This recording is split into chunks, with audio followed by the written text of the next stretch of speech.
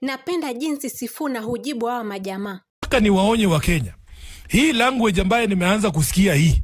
Wanasema ati Sifuna lazima aende kwa debe. Ati kama si Sifuna, nimesikia mwingine akisema hapa ati kama siko kwa debe ati tuachane mapema. Siku chache zilizopita niliweza kupata fursa ya kuweza kumsikiza Edwin Sifuna pale Spice FM asubuhi na mapema, na kuna kitu Sifuna alisema na nikafurahia sana hadi wa leo.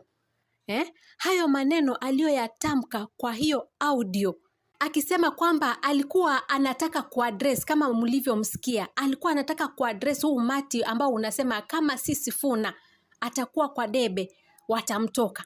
Sifuna kama kiongozi pale nikampa kongole kwa kumjibu na hekima ya juu zaidi, akimweleza kuwa it's not about Sifuna peke yake, it's about muungano wa wale wote wanaoamini kuwa nchi hii haiko mikononi mwa watu wema. It's all about collective